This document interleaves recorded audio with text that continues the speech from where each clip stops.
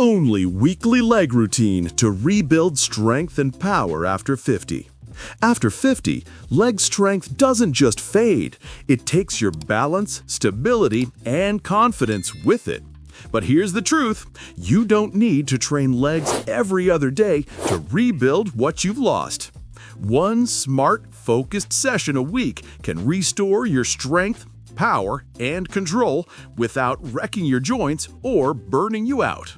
In this video, you'll get the only weekly leg routine built specifically for men over 50 and discover 7 essential steps to move better, feel stronger, and stay active for life. Number 7. Start with joint prep and activation. Look, you don't just roll out of bed after 50 and dive into heavy squats like you're still 25. Your joints have opinions now. Loud ones. That's why every leg session must start with one non-negotiable move, joint prep. Think of this as your body's pre-flight checklist. If you skip it, don't be surprised when your knees start throwing tantrums halfway through the workout. We're talking 5 to 10 minutes max.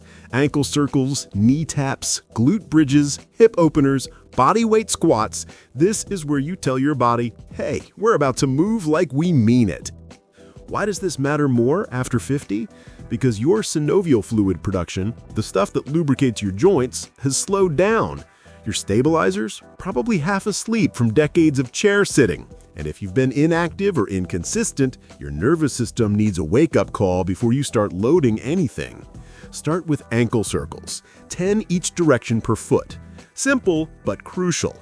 Your ankles are the foundation for every step, squat, and lunge. Tight ankles equal bad knee mechanics. You want smooth, mobile, responsive joints, not rusted hinges. Next, hit the knee taps. Get on all fours, gently rock your knees forward over your toes without lifting your heels. Feel that stretch in your shins and ankles? Good! You're rewiring the connection between foot and knee, which is critical for balance and injury prevention. Now, activate the glutes. Glute bridges, 2 to 3 sets of 10 to 15 reps.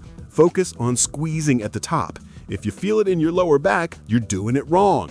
Fix your form. This isn't just a warm-up, it's a message to your nervous system. Turn the glutes on, we're gonna need them. Number 6. Focus on controlled tempo bodyweight movements. Here's the problem with most leg workouts. People rush through them like they're trying to beat a stopwatch. Fast reps, sloppy form, and zero awareness. That's not training, that's flailing. And after 50, that's a recipe for sore knees, angry hips, and a whole lot of regret. You want real progress? Slow it down. Controlled tempo bodyweight movements are your secret weapon to rebuilding strength safely and effectively.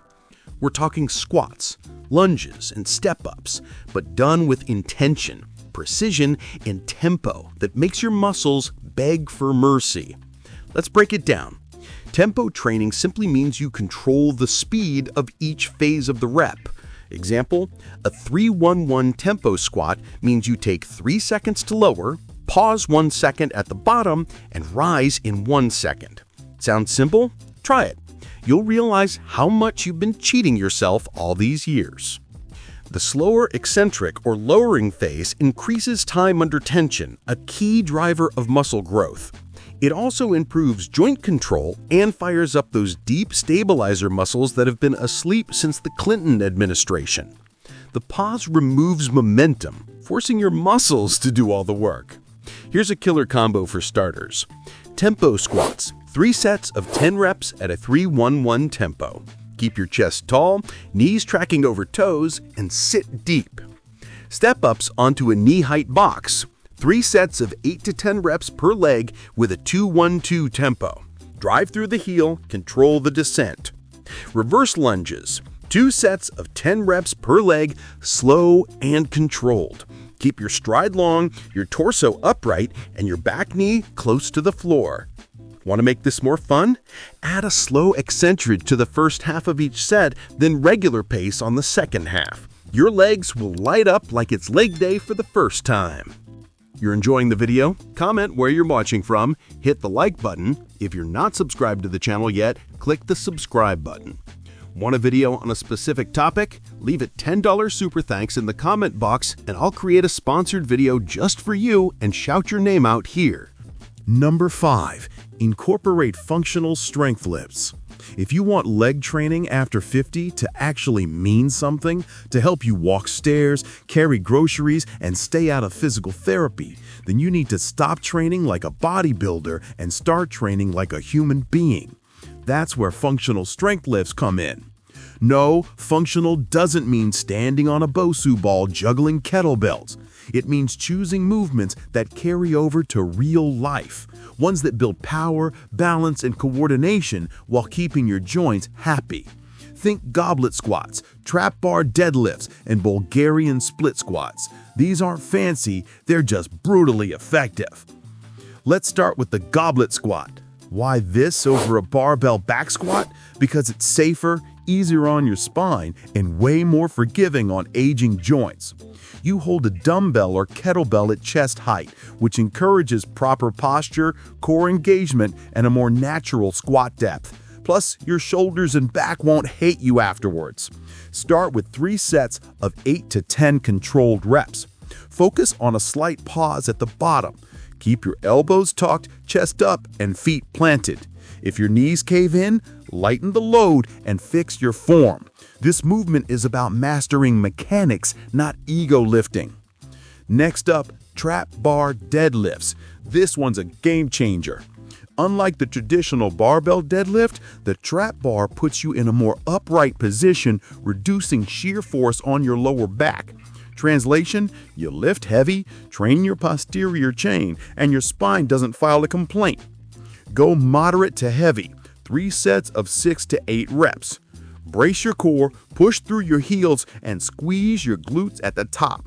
It should feel powerful, not painful. And here's the real win. This lift trains everything from your calves to your traps in one move. That's functional. And then there's the Bulgarian split squat, the king of discomfort and results. One leg back on a bench, the other working like hell. Why do we love this? Because it exposes weakness, builds balance, and forces your core to stabilize like crazy. Number 4. Train explosiveness once a week safely. Here's the part no one over 50 wants to hear. You're not just losing strength as you age, you're losing power. That explosive, fast twitch, quick move out of the way reflex, it fades faster than you think. And unless you train it on purpose, you're giving it away. But before you run outside and try sprinting up a hill like you're in a Nike ad, hold up. We're not talking about reckless, injury-prone hero workouts. We're talking about safe, low-impact, joint-friendly explosiveness training. The goal here is to stimulate your fast-twitch muscle fibers, which are the first to decline with age. These are the fibers that help you react quickly, prevent falls, and generate real-world power. And no, your slow-paced elliptical session isn't touching them. Instead, you're going to tap into a few controlled but powerful movements once a week to rewire your nervous system and wake those fibers up. First up, seated box jumps. This isn't about jumping high, it's about jumping smart. Sit on a bench or box with your feet flat, then explode up onto a slightly higher platform. Even 6 to 12 inches is enough. The key? Minimal wind-up. No rocking, no double bounce, just pure drive from a dead start. Do 3 to 4 sets of 3 to 5 reps. Rest fully between each set. Quality over quantity. Next, medicine ball slams.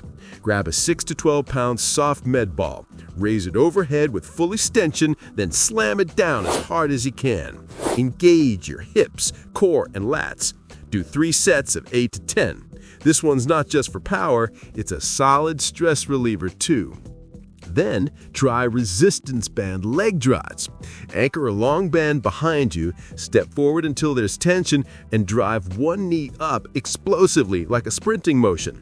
Do 2 to 3 sets of 10 reps per leg. Great for hip flexors, balance, and repatterning athletic movement without impact. Notice the theme? All these moves are explosive, but they're also low risk. No sprinting, no max effort jumping off a roof, just calculated power work that keeps your body responsive without punishing your joints.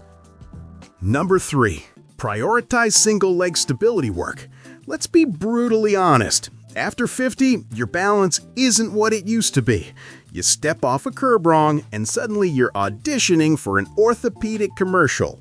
The fix? Stop ignoring single leg work. It's not optional anymore. It's essential.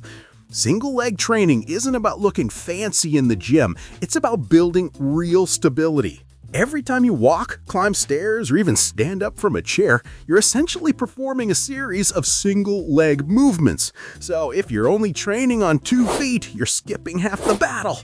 Let's start with a classic. Single leg Romanian deadlifts, RDLs. Grab a light dumbbell or just use body weight at first. Hinge at the hips while extending one leg behind you, keeping your torso flat like a tabletop. Feel that pull in your hamstring? That's the good stuff. Do 3 sets of 8 to 10 reps per leg. Use a wall or stick for balance if needed. No shame in it. Then move to assisted Bulgarian split squats. Place one foot behind you on a bench, the other in front, and lower down under control. Use support from a TRX, wall, or countertop if your balance feels sketchy. Again, we're not here to impress anyone. We're here to get strong without face planting. Here's where it gets interesting. Single leg training uncovers weaknesses. That hip instability you didn't know you had, it'll show up real quick. That left knee that wobbles like jello, now you know what to fix. Symmetry matters, and this is how you earn it.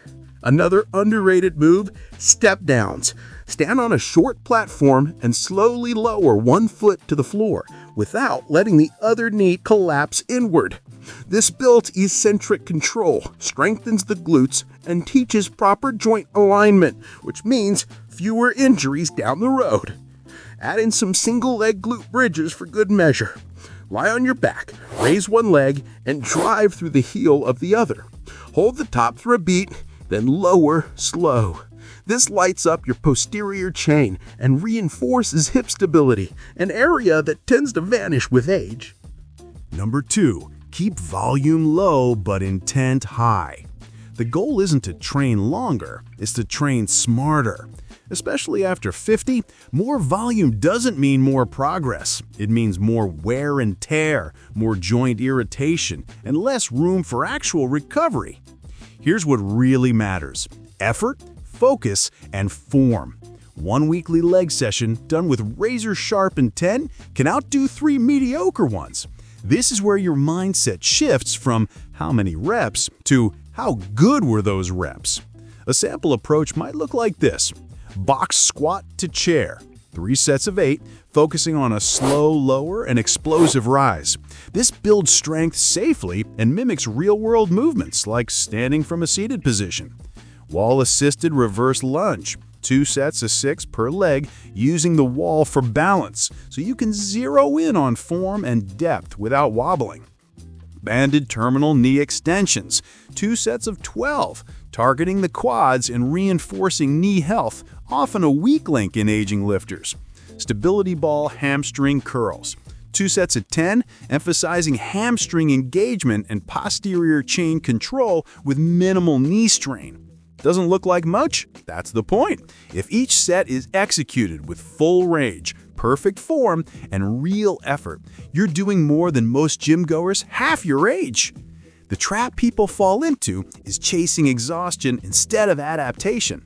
Just because a workout leaves you sweaty and sore doesn't mean it's building strength. In fact, after 50, pushing past your recovery limits is the fastest way to backslide. Train with intent, not impulse. You want to leave the session feeling challenged, not wrecked. That's how you keep showing up week after week without setbacks. Progression still matters, but it doesn't have to mean adding weight every week. It could mean slowing the tempo, extending the range, cleaning up your form, or shaving off a few seconds of rest. Small, smart adjustments lead to big changes over time. Number 1. Finish with recovery-focused cooldown. Most guys ignore. Your workout doesn't end with your last rep, it ends with how well you recover. And after 50, recovery isn't optional, it's the whole game. Skipping cooldowns might have worked when you were younger and invincible, but now that's a fast track to stiffness, joint pain, and inconsistent training. You don't bounce back like you used to, so stop pretending you do. Let's get strategic. A proper cooldown does 3 things: promotes blood flow, calms your nervous system, and restores joint range of motion. You're not just stretching to stretch, you're setting up tomorrow's recovery. Start with 3 to 5 minutes of low-intensity movement. Think gentle walking, cycling, or even just marching in place. This helps flush metabolic waste and brings your heart rate down gradually so your body doesn't crash after effort. Next, go into targeted stretching. Not the bounce and reach kind you did in gym class. We're talking deep, slow, and intentional. Focus on the hips, quads, hamstrings, and calves. Hold each stretch for 30 to 60 seconds. Breathe into it. Relax your jaw. Yes, your jaw. Tension hides in weird places. Then, move into foam rolling or self-myofascial release. Roll the quads, IT bands, hamstrings, and calves. Not to torture yourself, but to improve blood flow and ease muscle tightness. Spend 1 to 2 minutes per area. If something hurts like hell, that's where you need it most. Want a video on a specific topic? Leave a $10 super thanks in the comment box and I'll create a sponsored video just for you and shout your name here. You like the video? Leave your comment, hit the like button. If you're not subscribed to the channel yet, click the subscribe button, and I'll see you in the next video.